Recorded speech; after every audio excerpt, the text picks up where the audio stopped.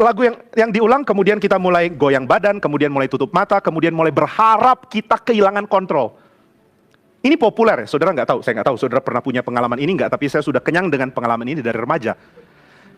Karena waktu saya remaja itu yang jangkau saya semua dari gereja karismatik. Di dalam tradisi Yunani, ibadah itu ada dua golongan, ada dua gaya. Gaya pertama, gaya yang menekankan hikmat, gaya yang sangat cocok dengan kaum stoik. Kamu bisa menguasai diri, ini ajaran yang umumnya kita pahami dari stoicisme. Ada penguasaan diri, kalau kamu marah seperlunya. Kalau kamu ketakutan, ketakutanmu tidak mengubah pendirianmu. Kalau kamu sedih, kesedihanmu tidak mengganggu konsentrasimu. Kalau kamu sedang berada di dalam keadaan senang, kamu bisa membatasi ekspresi kesenanganmu. Ada stabilitas, ada moderasi. Moderasi berarti keadaan yang tengah. Kita tidak ekstrim di dalam mengekspresikan diri. Ada keteraturan, pengendalian diri, dan juga ketaatan kepada aturan. Tapi tentu ini jadi golongan yang dianggap tidak membuat manusia penuh kesenangan. Loh, kalau saya memang punya sesuatu yang saya rasa, kenapa tidak boleh ekspresif sih? Kenapa saya tidak boleh bergairah dan menunjukkannya dengan limpah? Kenapa saya mesti dibatasi? Saya mau bebas kok. Kalau saya mau marah sejadi-jadinya. Kalau saya sedih, saya mau menangis senangis-nangisnya. Kalau saya sedang senang, saya akan pesta sepesta-pestanya atau sesenang-senangnya sebuah pesta bisa dialami. Jadi apa salahnya kalau aku mengekspresikan seperti itu? Nah, maka ada dua kekuatan, Dionisian dan juga Apollo. Kekuatan dari hikmat dan pengendalian diri, dan kekuatan dari anggur. Biasanya orang pikir, ini pembedaan Apollo dan Dionysius dari Yunani. Tapi ketika orang menyelidiki sejarah yang lebih lama, budaya Yunani banyak berutang kepada budaya Mesopotamia. Atau banyak berutang dari budaya dari Turki kuno dan juga Mesopotamia. Tetapi ada seorang memberikan bukti dari artikel bahwa penyembahan kepada dewa Osiris Mesir juga seperti itu. Jadi kalau mau menyembah Osiris, ada keadaan yang kalau bisa digairahkan oleh anggur. Nah, yang unik adalah di dalam penjelasan tentang ibadah kepada Osiris, digambarkan bahwa anggur itu cuma pendorong. Pendorong apa ya? Pendorong untuk seseorang bisa mengalami pengalaman yang tidak biasa. Pengalaman yang melepas mereka dari rutinitas fisik. Ibadah itu adalah sesuatu yang melepas kita dari rutin. Jadi kalau saya mau datang ibadah, saya akan mengalami keadaan yang tidak dialami dari hari Senin sampai hari Sabtu misalnya. Ada keadaan lepas kontrol bahkan. Nah, ini keadaan yang disebut ekstasi ya, ekstasi agama. Ini sindiran dari banyak psikolog tentang orang beragama. Orang beragama itu punya kecenderungan untuk bersifat ekstasi, ekstatif atau apa namanya lah. Dia ingin mengekspresikan dirinya sampai dia kehilangan kontrol atas dirinya. Saking senangnya, atau saking sedihnya, atau saking marahnya, sehingga dia bahkan tidak ingat lagi, kesadarannya hilang. Nah, ternyata aspek ini ada di dalam ibadah kuno. Saudara bisa bayangkan ternyata apa yang dialami sekarang, baik itu di dalam gereja atau di dalam agama-agama lain juga ada. Itu sudah punya bentuk yang sama dari zaman dulu. Jadi saudara nggak bisa bilang misalnya ada gereja yang beribadah dengan cara yang harap sekarang udah nggak ada ya. Saya cuma lihat video-video tahun 90-an, tahun 80-an. Sayang sekali kalau abad 21 masuk di 10 tahun kedua ini masih sama juga bodohnya.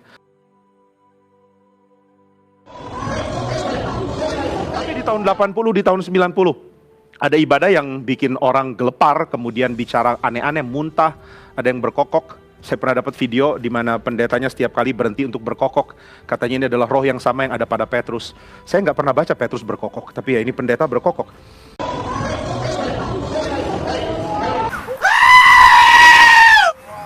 Nah, ini gaya ini ya, lepas, ekstasi. Lepas dari kesadaran sehari-hari, karena ternyata ini unsur penting di dalam beragama. Dari kuno, dari dulu. Ini bukan penemuan baru atau ini bukan lawatan Roh Kudus yang spesifik, bukan. Ini sudah terjadi dari dulu. Orang punya kerinduan waktu beribadah, dia lepas dari badannya, lepas dari kesadaran bahkan. Ada perasaan ya, kalau surga itu beda dengan pengalaman kita sekarang, maka mencicipi surga atau mencicipi wilayahnya dewa-dewa, itu akan membuat kita lepas.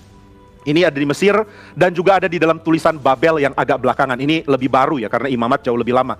Di dalam tulisan zaman kira-kira zaman Daniel mungkin. Itu dicatat bahwa Nebukadnezar itu pernah mengalami jadi seperti sapi, dia telanjang, dia tinggal di padang rumput, lalu dia makan rumput. Ternyata ada ekspresi agama mirip begitu loh. Nebukadnezar melakukan sesuatu yang pernah terjadi di dalam ibadah orang Babel. Jadi ada keadaan ketika imam memimpin ibadah dan dia sudah sangat bersifat ekstasi, ekstatif. Apa sih istilahnya, saya lupa. Sudah ngerti lah, ekstasi. Lepas kontrol. Waktu beribadah dia lepas kontrol, dia menjadi seperti kerasukan roh. Dan dia bertindak seperti seekor sapi, imamnya ya. Jadi Nebukadnezar melakukan hal yang sama. Tapi bagi kitab Daniel, ini memalukan. Raja kok begitu? Ini bukan keunggulan agama. Ini bukan karena dia rohaninya tinggi, maka dia mengalami hal ini. Enggak. Ini adalah kebodohan bagi kitab Daniel. Tapi banyak orang di dalam tradisi Babel mengatakan ini adalah, yaitu sentuhan dari roh.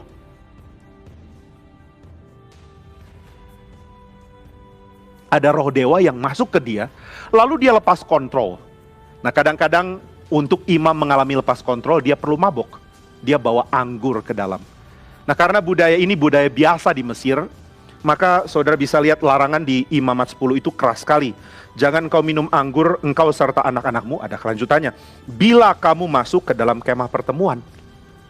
Kenapa nggak boleh? Karena ini akan membuat orang menafsirkan budaya agama Mesir sebagai sesuatu yang juga dilakukan di kemah suci. Orang sering salah baca waktu membaca apapun, karena kita sudah punya pemikiran, lalu kita akan tafsirkan pikiran kita, masukkan ke dalam ayat yang kita baca. Misalnya banyak dari antara kita ketika bicara tentang bahasa lidah, sudah langsung tafsirkan bahasa lidah adalah bahasa yang tidak jelas. Tapi saya mau tanya ya, saudara dapat contoh bahasa lidah itu bahasa yang tidak jelas dari mana? Mana contoh bahasanya? Kenapa kebanyakan pakai cakar laba-laba ya, saya nggak ngerti kenapa. Nah ini merupakan sebuah contoh yang terulang sehingga kita sudah asumsikan kayak begitulah bahasa lidah. Tapi siapa yang bisa buktikan bahasa lidah seperti apa di dalam Alkitab? Nggak ada. Maka keabsahan bahasa lidah harus seperti apa itu nggak ada loh. Dan heran kalau kita jadikan itu pola. Umpama kalau sekarang saya bicara pakai bahasa Lituania, contoh ya, saya nggak bisa bahasa Lituania.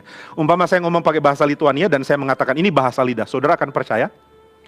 Yang nggak ngerti mungkin bilang, oh itu bahasa lidah. Tapi yang ngerti mengatakan, nggak, itu bahasa Lituania.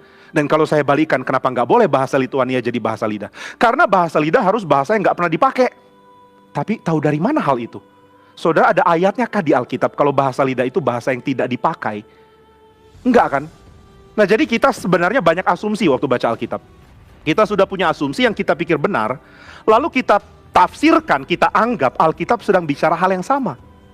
Sama ya, ketika orang baca Taurat, pasal 10 dari imamat, atau jangan pasal 10, sorry. Di dalam bagian-bagian sebelumnya, imam harus masuk ke ruang maha suci. Di ruang maha suci orang Israel langsung kepikiran. Di ruang maha suci ketemu Tuhan. Wah, Tuhan itu kan dahsyat, Tuhan itu luar biasa. Tuhan itu melampaui apapun yang ada di bumi. Berarti siapapun yang bertemu Tuhan akan mengalami pengalaman ekstasi dong. Dia pasti akan mengalami pengalaman-pengalaman tidak biasa. Ini yang mereka asumsikan berdasarkan konsep ibadah yang mereka tahu. Jadi banyak dari kita sudah tahu sesuatu, baru kita baca itu ke dalam Alkitab. Kita sudah dibiasakan konsep itu. Nah itu sebabnya Alkitab perlu menekankan hal-hal yang mungkin disalah mengerti, hal-hal yang orang Israel akan salah baca, seperti misalnya keadaan ekstasi itu. Kamu tidak boleh mengalami keadaan seperti itu. Makanya kamu jangan bawa anggur, kamu jangan minum ketika melayani. Karena tidak ada tempat bagi ekstasi penyembahan Osiris ada di dalam ibadah kepada Tuhan. Berarti di dalam kekristenan atau di dalam Taurat sampai nanti kekristenan, tidak ada tempat untuk kemabokan di dalam beragama. Tidak ada tempat untuk gairah yang meluap-luap, yang membuat orang tidak punya kesadaran diri. Saudara harus punya kontrol atas diri. Kita tidak mungkin lepas dari kesadaran diri. Kalau itu sudah lepas, kita tidak lagi punya, maka kita tidak sedang beribadah kepada Tuhan. Ibadah kepada Tuhan tidak dijalankan dengan lepas kontrol. Nah ini yang penting di dalam bagian ini ya, yang pertama kita harus lihat. Jadi ada penyembahan berhala yang sifatnya membuat kita lepas. Dan Tuhan mengatakan enggak, di dalam ibadah kepada Tuhan tidak ada kondisi seperti ini. Nah tapi saya jadi tergerak untuk cari tahu kenapa ya manusia sangat ingin pengalaman seperti ini. Saudara, kalau saya nggak tahu, mungkin kita di dalam kebiasaan di dalam tradisi Injili atau Reform kita nggak punya kerinduan itu kali ya. Tapi orang-orang banyak yang punya kerinduan seperti ini. Wah, kalau lihat ibadah yang sepertinya lepas, sepertinya membuat saya tertarik, terseret, dan seperti kehilangan kesadaran. Itu seperti lebih hidup. Ada yang menafsirkan ibadah kalau terlalu teratur, tidak ada fleksibilitas di dalam liturgi, itu sepertinya membosankan. Ini juga sesuatu yang saya pikir perlu kita pikirkan ya, apa sih yang bikin orang jadi bosan? Kenapa bisa cepat bosan? Kenapa ada kebosanan? Ini tema penting sebenarnya di zaman kita karena kita alami. Banyak kali filsafat itu menjadi, filsafat membahas sebuah tema karena sesuatu yang populer di dalam zaman dia. Nah sekarang kita perlu untuk adanya pemikiran mendalam tentang apa itu kebosanan. Kenapa orang bisa merasa bosan? Kenapa kita bisa menganggap bahwa rutinitas dan pengulangan itu membosankan? Apakah benar pengulangan perlu variasi atau memang oke punya ada keadaan membosankan? Adakah yang benar-benar bisa disebut sebagai membosankan atau sebenarnya cuma masalah di dalam diri kita? Nah saya percaya ada hal yang memang membosankan. Ada hal yang memang membuat kita merasa tidak ada kelimpahan di dalamnya. Tetapi untuk mengatasi kebosanan, kita tidak masuk ke dalam keadaan lepas kontrol. Lepas kontrol bukan bagian dari ibadah. Nah jadi ketika kita melayani, ketika kita menyembah, ketika kita datang ke Tuhan, ketika kita berdoa, atau ketika kita melakukan apapun, kita tidak bisa memasukkan unsur-unsur yang membawa kita ke dalam keadaan seperti trance. Ketika berdoa misalnya, saudara tidak perlu berdoa terburu-buru dengan kalimat saudara, sehingga saudara seperti lepas kontrol mau bicara apa. Saya sering mengalami ini jadi kebiasaan dalam berdoa, sehingga kita khawatir kalau ada jeda di dalam doa kita. Coba bayangkan ya, kalau saya doa ini, jadikan doa contoh, semoga nggak salah ya. Misalnya kalau kita berdoa, ya Tuhan kami mohon berkatilah saat ini, berikan firman-Mu supaya kami mengerti. Itu doa yang dipikir dengan baik. Tapi kebanyakan orang akan doa gini, ya Tuhan, ya Bapa, ya Allah kami, ya Roh Kudus, ya Tuhan, tolonglah kami ya Tuhan, jangan sampai ya Tuhan, benar Tuhan, amin Tuhan, supaya kita, coba bayangkan doa yang kedua dan pertama, bagus mana? Bagus pertama karena lu reform gitu ya. Bagus yang pertama ya. Tapi kalau bilang alasan bukan karena denominasi, saudara akan mengatakan yang pertama lebih teratur, dipikir dengan baik. Yang kedua itu seperti lepas. Nah orang akan mengatakan apa salahnya lepas? Saya mau lepas kok. Saya mau ibadah dengan lepas. Saya mau kalau nyanyi misalnya ada pengulangan yang membuat saya mulai kehilangan kesadaran diri. Lagu yang diulang kemudian kita mulai goyang badan, kemudian mulai tutup mata, kemudian mulai berharap kita kehilangan kontrol. Ini populer ya, saudara nggak tahu, saya nggak tahu saudara pernah punya pengalaman ini nggak, tapi saya sudah kenyang dengan pengalaman ini dari remaja. Karena waktu saya remaja itu yang jangkau saya semua dari gereja karismatik loh. Injili pada kemana sih, malas banget humasnya loh. Benar-benar. Yang datang selalu dari mereka, ajak ke gereja, mereka selalu tanya, hari Sabtu ngapain? Dan pinternya mereka tidak tanya saya langsung tapi ke mama. Hari Sabtu dia ngapain? Nggak ngapa-ngapain, paling main bola nggak jelas. Kalau gitu lebih baik ke gereja ya tante. Iya lebih baik ke gereja. Dan datanglah mereka jemput. Dan mereka bilang mama sudah setuju. Mama nggak pernah tanya saya loh. Nah, saya terperangkap ya sudah ikut. Dan saya heran gereja kok kayak begini. Saya nggak tahu ya bedanya ada gereja begini, gereja begitu. Saya pikir semua gereja memang begitu ya. Kalau remaja ya memang begini. Mulai dengan jingkrakan yang membuat saya heran kenapa mesti loncat-loncat. Dan kadang sewa ruko yang nggak terlalu kuat loh. Untung masih remaja ya. Kalau udah bapak-bapak gemuk loncat-loncat semua rubuh. Nah jadi saya mengalami keadaan seperti itu dan saya takut sekali. Karena saya akan mengalami pemimpin di depan akan mulai bicara hal yang aneh-aneh. Saya khawatir dia kerasukan, tapi katanya bukan, ini dari roh. Lalu sebelah saya juga mulai tutup mata kemudian mengatakan, ya Yesus aku merasakan kehadiran-Mu ya Yesus. Saya pikir dalam hati merasa apa, saya nggak tahu apa, dia rohani banget, saya enggak. Karena dia bisa merasakan kehadiran Yesus, saya merasakan kehadiran dia yang mengganggu saya. Nah jadi saya mengalami itu, udah kenyang lah dari remaja. Dan itu sering dicari, orang ingin punya pengalaman seperti itu. Kalau Roh Kudus datang, kalau Yesus datang, saya lepas. Saya menikmati dia sangat besar sehingga saya tidak ingat lagi diri saya. Siapa engkau? Enggak penting, yang penting Yesusku. Waktu dia datang saya lepas, saya udah enggak sadar, mau jatuh aja. Nah ini kasihan ya, karena di dalam Taurat sudah diingatkan, enggak ada model itu yang bisa diadopsi masuk ke dalam ibadah Israel. Nggak ada sama sekali, saudara bisa baca seluruh kitab suci, nggak pernah ada momen di mana imam mengalami ekstasi, trance, dan lain sebagainya. Saudara mengatakan, ada Pak di dalam kitab Samuel, Saul dan para nabi kepenuhan. Betul, tapi saudara baca dengan teliti. Di situ dikatakan mereka kepenuhan di kota milik Filistin. Tentu ada kaitan dong, informasi diberikan. Kan nggak mungkin informasi diberikan tanpa ada kaitan dengan pesan kan. Saudara juga akan ngomong gitu kok, kalau saudara memberikan informasi. Informasinya biasanya menguatkan pesan. Umpama kalau saya bicara kepada saudara bahwa saya adalah seorang yang berkhotbah, saya mungkin akan memberikan informasi. Saya lulus teologi tahun segini. Itu informasi yang perlu, saya nggak perlu ngomongin yang lain. Saya TK-nya di Bandung. Waktu itu saya masuk preschool atau apa, nggak penting. Informasi akan dipilih untuk menguatkan pesan. Demikian juga di dalam kitab Samuel. Ketika dikatakan, pada waktu itu mereka ada di daerah pendudukan Filistin. Kenapa dekat daerah pendudukan Filistin? Itu penting. Karena nubuat dan kepenuhan berkait dengan keberanian untuk mengkritik pemerintah Filistin. Keberanian untuk mentuhankan Tuhan sebagai raja. Jadi ini kepenuhan di mana mereka akan mengatakan, Tuhan Allah Israel, Tuhan menang atas Dagon. Dagon dewanya Filistin. Berani lu ngomong gini di daerah pendudukan Filistin. Gila lu. Kalau ditangkap bagaimana? Tapi mereka berani. Nah, keberanian ini yang namanya kepenuhan. Jadi jangan tafsirkan Saul dan nabi-nabi itu lagi trans gelepar-gelepar, kemudian gak sadar diri, lalu orang Filistin lihat dengan tanda tanya, mereka ngapain? Enggak, mereka berani bicara, mentuhankan Tuhan sebagai raja, di tempat di mana Dagon adalah dewa. Nah, ini yang namanya kepenuhan. Kepenuhan itu ada unsur keberanian untuk membela keadilan dan kerajaan Tuhan di bumi. Banyak orang mengatakan saya digerakkan untuk cinta Tuhan, tapi tindakan sosialnya omong kosong. Apa gunanya kayak gitu? Saya nggak ngerti kenapa kekristenan model yang impoten bagi masyarakat sosial itu terus dipromosikan. Kekristenan yang tidak ada guna untuk improving society. Kenapa itu yang dipromosikan? Kekristenan nggak pernah seperti itu. Kekristenan selalu mempunyai dorongan dan gairah untuk membuat orang menghargai kemanusiaan di dalam masyarakat. Nah, maka ketika Saul dan nabi-nabi itu kepenuhan, ini waktu Saul dilantik jadi raja, itu orang langsung bilang, apakah Saul juga nabi? Kalau bukan, kok dia berani ngomong kayak begitu? Tapi belakangan ketika roh Allah sudah undur, nah ini jelas ya, roh Allah sudah mundur dari dia, lalu roh jahat kuasai dia. Dikatakan Saul kepenuhan, dia menggelepar dengan telanjang. Ini kepenuhan yang beda. Sampai orang-orang bertanya, apakah Saul golongan nabi? Ini kok nabi kayak begini? Nah gitu kira-kira ya.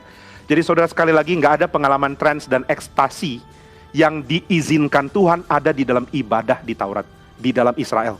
Terus bagaimana perjanjian baru? Pasti sama, nanti kita akan bahas bagaimana ekspresi di dalam perjanjian baru.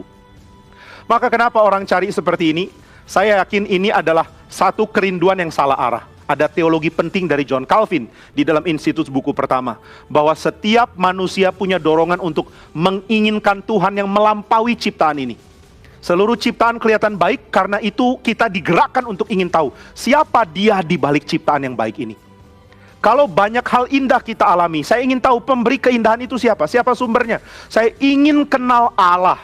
Nah, tapi manusia sudah berdosa, sehingga hal yang persis tentang Tuhan, atau ini kalimat Calvin ya, hal yang esensi dari Tuhan itu dinyatakan lewat atributnya. Tuhan nyatakan hal yang nggak mungkin ketahuan lewat tindakan dia, lewat ciptaannya, lewat pernyataan kemuliaannya. Dan justru makin akurat itu membuat kita makin benci Tuhan, makin benci mendekat. Jadi kalau yang Tuhan nyatakan itu membawa kita kepada pengenalan sejati, kita akan belok, kita nggak akan suka. Kita sudah berdosa sehingga kita menolak Tuhan. Nah, itu sebabnya ketika kita digerakkan ke arah yang sama, mendekat ke Tuhan, pada waktu itu kita dibelokkan oleh diri kita sendiri. Kita tidak mau ketemu Tuhan yang asli. Itu sebabnya tarikan dari kemuliaan Tuhan justru membawa kita ke berhala. Kita menjadi penyembah berhala. Dan Calvin mengatakan kalimat bagus di dalam Institute of Christian Religion. Dikatakan bahwa berhala bukan cuma patung yang kita sembah. Karena patung yang disembah manusia itu dibuat oleh manusia. Berarti berhala itu bukan utamanya patungnya. Berhala itu adalah ekspresi hati manusia. Itu sebabnya Calvin mengatakan berhala sebenarnya dimulai dari kecenderungan menyimpang dari konsentrasi beribadah kepada Tuhan. Jadi kalau saudara beribadah kepada Tuhan, jalurnya harusnya begini. Saudara mulai menyimpang sedikit. Ini penyimpangan sebenarnya adalah awal dari penyembahan berhala. Makanya dia menganggap bahwa gereja benar-benar mesti direformasi dalam hal ibadah. Karena ibadahnya terlalu penuh dengan distraksi, gangguan. Gangguannya banyak banget. Bayangkan kalau saudara mau beribadah di gereja dan di situ ada banyak patung orang suci. Kemudian yang memimpin ibadah mengesahkan doa-doa kepada orang-orang suci itu. Kalau anakmu sakit, doa sama siapa? Kalau ingin punya anak, nyalakan lilin di mana? Kenapa begitu ya? Ya karena ini memang caranya. Caranya di mana? Di Alkitab ngomong di mana? Alkitab memang nggak ngomong, tapi ada keputusan dari Paus, ada keputusan dari konsili yang mengesahkan itu. Keputusan konsili kenapa nggak berdasarkan Alkitab? Oh, karena Tuhan kerja langsung pakai konsili. Nah, ini kesalahan dari tradisi Katolik pada waktu itu. Maka Calvin merasa bahwa perjuangan reformasi tidak cukup hanya dengan membereskan ajaran pembenaran oleh iman. Perlu ada yang lain yang dibereskan, yaitu ibadah. Karena sekali lagi bagi Calvin, penyimpangan atau penyembahan berhala adalah penyimpangan, distraksi di dalam ibadah. Itu titik awalnya. Kita lihat misalnya di dalam penyembahan lembu emas, saudara tahu kan, lembu emas itu dianggap Tuhan oleh orang Israel. Mereka nggak bilang, mari sembah lembu emas, lalu namain lembu emasnya dengan nama, siapa misalnya? Yosua misalnya atau siapa. Enggak dinamai itu, dinamai Tuhan, Yahweh. Inilah Tuhan yang membawa engkau keluar dari Mesir. Tuhannya adalah lembu emas. Nah jadi mereka sedang berpikir mereka menyembah Tuhan, tapi mereka terdistract, mereka terbelok karena konsepnya Mesir. Jadi salah nggak ibadahnya? Salah dong. Kenapa salah? Kan yang penting ke Tuhan. Bukan, yang penting bukan yang penting cuma ke Tuhan lalu apapun yang kita lakukan oke. Makanya Calvin lebih ketat mengatakan yang Tuhan perintahkan lakukan, yang enggak jangan. Kalau Tuhan nggak suruh jangan. Kalau biasanya orang tafsirkan Luther, saya nggak tahu apakah ini masih dipegang nggak sama ahli Luther. Mungkin ahli Luther akan kritik saya. Tapi biasanya orang mengatakan, bagi Luther, kalau nggak dilarang, lakukan. Tuhan nggak larang kok, kenapa nggak boleh? Yang penting nggak dilarang, silakan lakukan. Tapi bagi Calvin di dalam ibadah, kalau tidak diperintahkan, jangan. Kalau tidak diperintahkan, jangan.